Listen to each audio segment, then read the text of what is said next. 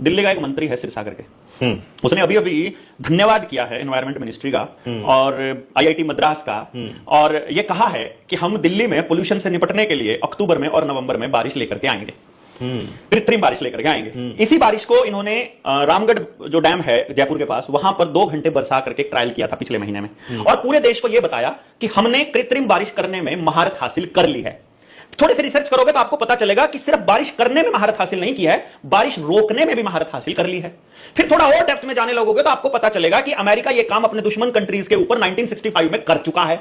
अच्छा, 2 महीने तक मानसून को एक्सटेंड करवा के वहां की पूरी फसलों को और पूरी जीवन को अस्त व्यस्त करने का काम जो है वो अमेरिका कर चुका है 1965 का दौर। आप चेक कर लीजिए। फिर इससे पहले पता करोगे तो आपको पता चलेगा कि कृत्रिम रूप से बारिश करने का जो एक्सपेरिमेंट है, जो ये साइंस है, जो हार्ट टेक्नोलॉजी है, तो 1945 से चल रही है। तो मतलब यानी आज तक किसान को बर्बाद किया गया है। देखिए कितने शानदार तरीके से बर्बाद किया गया।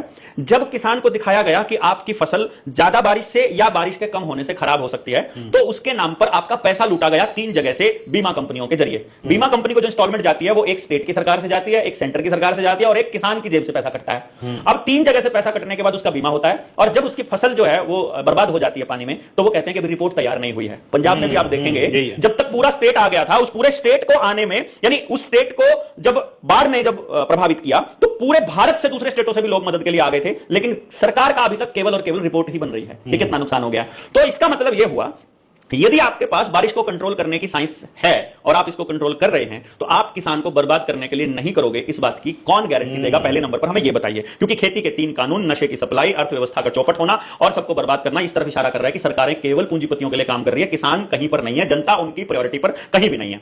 दूसरा नंबर, जो डैम बनाया गया था, उस डैम से आपको लाभ क्या है? आपको क्या बताया गया? डैम बनाया गया तो आपको बताया गया कि नदियों का पानी हम संचित करेंगे और जब हमें जरूरत होगी तब हम खेती के लिए उपयोग करेंगे। क्या किसान को जब जरूरत पड़ी खेती के लिए पानी मिला? उसको नहीं मिला। जब उसे पानी मिला ही नहीं, तो इतने सालों से इस बने हुए डैम का करना क्या है? असली खेल। अच्छा, फिर पता चला कि क्या डैम से बिजली बनाने का काम होता है? आपको यह भी बताया गया। लेकिन 1,70,000 किलो यूनिट, जो मतलब जितनी यूनिट की जरूरत होती है, मतलब मेगावाट की जो बिजली की जरूरत होती है, उसका मात्र 1700 मतलब किलो मेगावाट जो उसका यूनिट है, यानी कहने का मतलब मात्र 10% भी इन जो डैम है उनसे नहीं बनता है। तो जब आपके टोटल जो खपत है पूरे देश के अंदर, उस खपत का मात्र 10% भी डैम से नहीं बन रहा है, तो फिर उनके ऊपर पूरी लागत का 40% तक वेस्ट करना कहां तक जायज है?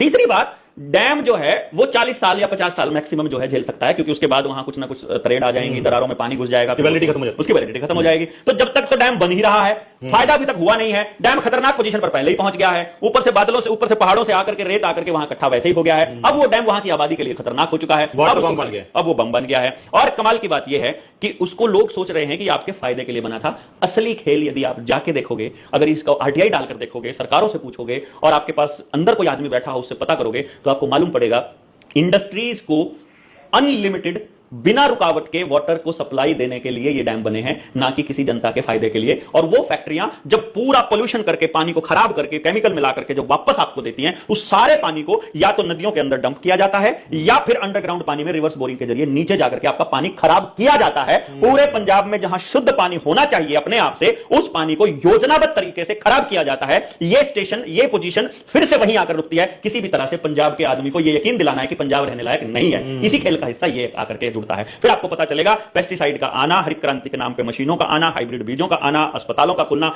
ये सब इसी प्रोपेगेंडा का हिस्सा है। ठीक।